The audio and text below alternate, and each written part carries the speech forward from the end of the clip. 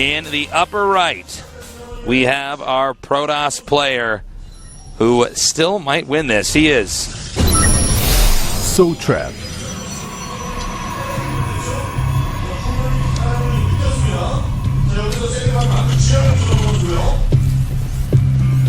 And in the bottom left, starting to come back. I messed up the intro. He is My Insanity JAGJI. I was like beginning to start to come back, and I'm like, well, I think it's a little bit redundant what I was trying to throw together there. Well, here we are, Tasteless. Here we are, Game Tasteless. 4, Trapp's on that match point. Hope it goes to Game 5. I'd love to see this kind of pan out for a longer day. This has actually been very short compared to what we normally cast. I can actually look at a list of the players qualified right now. Let me think for this. I'm trying to think how Trap would do at Season 3 Finals. The thing is, WCS America is just a little bit behind the other ones right now, so it's hard to say exactly who's going to be there with Europe finished. And then after this 1 or 2 games, we'll know all of the players from Korea that'll be there. But like a lot of Protoss there. A lot of Protoss. Protoss power, man. Protoss power. Love those Protosses. The more builds we can steal, the better. That's true. That's true. I love all the matchups. When I cast a TVT, I'm kind of like, well, this can't really help me personally. That's selfish. What's in it for me? Entertainment. There you go. So we have a Reaper build here from jjakji. Same as he's been doing. Yeah. He's really, really comfortable with that. He'll probably go... We'll see how fast of an eBay he goes. He did switch that up last game, getting the slightly quicker eBay, slightly slower additional barracks. It's different strokes for different folks, Tasteless. How quick you want your upgrades, how many units you want early on, all factors he's got to think about. Well, I'm wondering on this map if this game's going to look a lot like the last one. The way it's all structured could be a pretty epic, end game. Well, it looks like for sure here we're actually going to see some pressure coming on. He's chrono boosting out Stalkers and setting the Mothership core with the Zealot right away.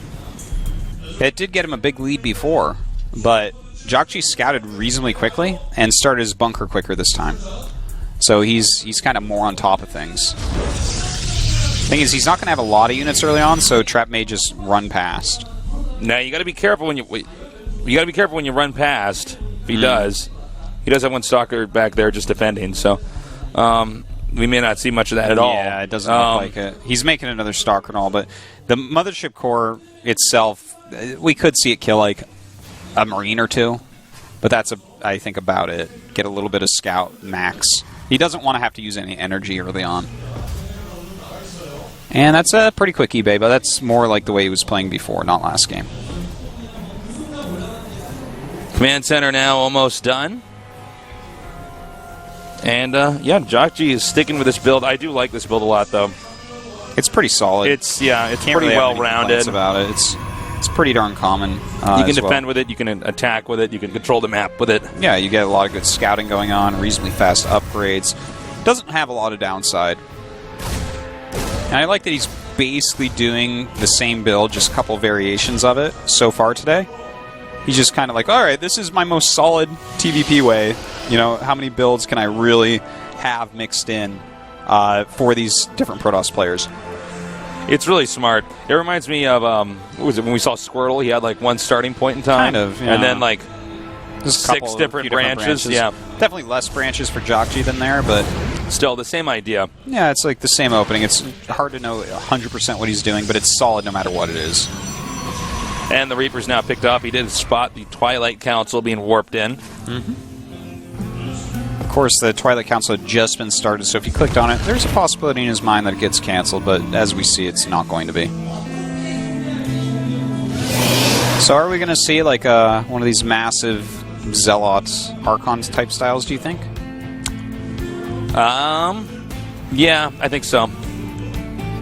I don't know if jjakji's going to be able to punish it as well as he has in some of these other games, where he's been dropping and basically getting the Zealots out of position, dropping behind certain buildings so that the Zealots can't even get to him and his main. We'll have to see.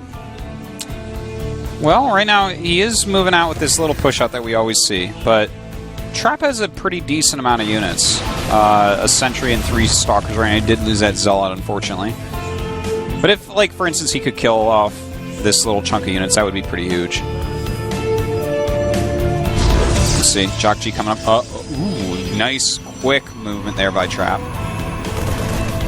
And no force fields casted yet. I was holding my breath there. Yeah, it's tricky. There's not a lot of tanking units there, so like if you did do those force fields to trap them, they're probably going to end up killing the sentries. All right, right in that Templar Archives. Very popular style here today. JOGUNSHOP, in the meantime, hasn't lost any of these units, so he's going to be able to do some pretty good harassment as these medevacs pop out. And now JOGUNSHOP just going to go ahead and clear up anything else that might be on the map. Wants to make sure there's no proxy pylons or anything like that. And it looks like he's going to now push out again. Potentially over here outside of Protoss's base.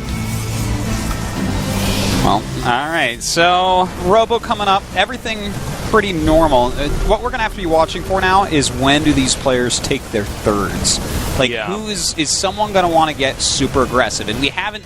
Okay, we have one more racks on the way for JOGUNSHOP, but that's not abnormal. It's if they go above 3 on 2 bases, that means like a lot of attacking. But as of right now, it's looking like he probably wants to just put on pressure while taking a third. Yeah, we have seen games where, especially today with JOGUNSHOP, where both players are stuck powering for so long. And it looks like he's going to spot this pylon down here in the bottom right. No, he turns around at the last second. And with the factory out here, yep, JOGUNSHOP now takes his third base while keeping map control. And here he is going outside of the entrance of the Protoss's base here. Now this is just a pressure. He doesn't expect it to do too much, but anything he can get done right now is quite nice. All right, triggering the Nexus Cannon. And he's actually going to target down this Archon. Whoa! Whoa, really nice feedbacks there. Actually, that did not go well there at all for JOGUNSHOP. I actually had to do a double take there because I was sure he was going to trigger the Nexus Cannon and then run. You know, he did get an Archon and he did get 2 High Templars and force a Nexus Cannon, but he lost a medevac, a lot of his units. The other one got feedbacked. Fedback. Yeah, however we do say that. Yeah, he has like a little bit of a supply lead right now. A lot of that is in workers, though. I'm not sure how much I really liked it, to be honest. Well, beyond it's the efficiency of it, it was also very, very risky. When you engage into a Protoss like that, I mean, a lot can go wrong. I kind of question JOGUNSHOP's decision-making back there. Well, he wanted to just run in and pick some things off. It just didn't quite go right. It was like really quick decision-making by Trap, I think. Now, okay, so Trap is starting his probe production once again. Looks like this is going to kind of normalize a little bit after all that. A little bit of harassment going to be coming on from Trap while he takes his third. His third is quite a bit later, and he is down a bit in workers, and that is an issue. You know, Protoss does create probes so quickly. When you have, like, Terran with a lot more SCVs, they have not just more SCVs and a quicker third, but they also have those mules helping out. Okay, nice stimming then gets out of there. So far, pretty good harassment here, delaying that third base. And we're going to have a big drop coming up here inside the main here, but it does look like Trap is prepared. Look at the feedback up. Just barely does not. Probably use a storm up here. Yeah, that's smart. Nexus Cannon does go off as well. And oh man, nice storm. Yeah. He really wanted him to actually charge into that Templar. He wanted it. Didn't happen, though. Even clearing out some of these pylons that are meant to see drops incoming. That's one really great thing about JOGUNSHOP's play. We keep mentioning it because he keeps doing it. He takes out pylons on the map and he takes out observers. And the more blind that you're playing as a Protoss, the more likely you are to lose to drops. I've never seen a Terran so good at taking out observers, too. He's really just nice. godlike at that. Yeah. I wouldn't put him quite Tasia level at that, but he's definitely one of the very best. We need to see more Terran players in general, though, do stuff like this, you know? It's becoming more popular. I think that it will continue to do so as well. The Observer is such a crucial part of the Protoss play. Okay, now a drop coming in over here. And that's pulling away out of position for a bigger drop at the third. He's waiting for that army to actually get up here to deal with this. And there he goes, drops it down. The thing is, there is a pylon, so unclear if he's going to actually get that Nexus or not. In the meantime, his SCVs do have to run. Can he get this Nexus? No, it doesn't look way. like He's it. going to have to pick up. He boosts and get out and gets out of there. Meanwhile, the Zealots still doing a lot of damage, actually taking out ghosts as they spawn outside the barracks. Yeah, this more drop, and more Zealots now being warped in over here. This drop doing fantastically, Tasteless. So well done. And that's going to allow Trap now to head out here towards the south. But meanwhile, it looks like jjakji's actually going to go into the second here and attack the front now. Oh my God!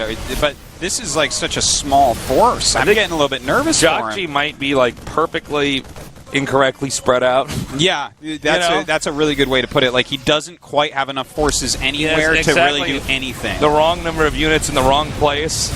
Yeah, in every single spot that he's in right now, he's got insufficient units for the task at hand. Look at this. The Zealot's just going to town on his SCVs once again. Now, it looks like Trap might lose the third here, but... Oh man. That was a lot of SCVs that went down all stacked up. 30 SCVs remaining. Barely mining right now. You know what? Is He's actually going to save this as well. Is he? Yeah. Oh my God, totally you're right. is. Yeah. Wow. Well... Oh, you know what? Maybe I spoke too soon. No, I think you're right. Yeah, that's about it. Okay, so that was the best I've ever heard described. He has exactly the wrong amount of units in every location. Yeah, it was the perfect recipe for disaster. Like, literally, if his whole army was in a blob in the center of the map, things might have worked out better. Like, there's just every location he was denied at. Perfect defenses by Trap, perfect attacks by Trap, perfect harassments by Trap. And now it's 150 supply to 91. jjakji, like, he's floating two command centers are in the air right now. That's how bad of a situation this is. Looks like he wants to move that other command center over to the bottom right in the hopes that it doesn't get scanned. Well, I think he can just land mules like crazy. Probably his best chance, right? And at this point, the observers probably aren't going to get scanned anymore either. He does need to land those mules, as you say. Oh, man. 60 probes with 32 SCVs. That's such a good spot for Trap. You know, maybe if jjakji had taken out that third, there'd be an easier way to fight back. But right now, 11 High Templars. He does have 8 Ghosts. So it's a tall order for him to do anything here. Yeah, I think we're probably going to see a few more warpins here from Trap, and then he's probably just going to go towards... I don't even think that the bottom right. I'd probably just say the second and try to push up into the main. Yeah, he's starting to push out a little bit. I feel like this is more posturing than anything, though, because he's adding a second robo, and he's throwing up a lot of defensive cannons. And the thing is, after you hurt Terran economy that much, if they haven't already been on Vikings, and you go into Colossus tech, that's basically it. Like, as soon as you get 2 to 3...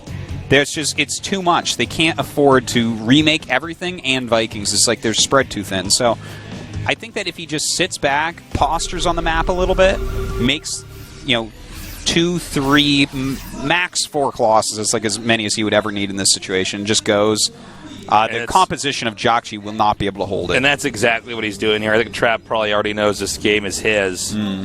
As long as he doesn't do something... Oh. Nice feedbacks there. Oh, that storm was so sick. Oh, God. Really, really well done. Yeah. Going to lose that factory as well. He is mixing some Vikings, but he's losing medevacs and getting them feedback, which is basically like losing them. Colossus popping out. Oh, God, the two Colossus I don't see jjakji with any engagement that's going to win here. Actually, the factory now destroyed. And even as the High Templars in the Archon getting stuck behind these ghosts here. Nice storms again. Cloak ghosts are good at Starcraft, man.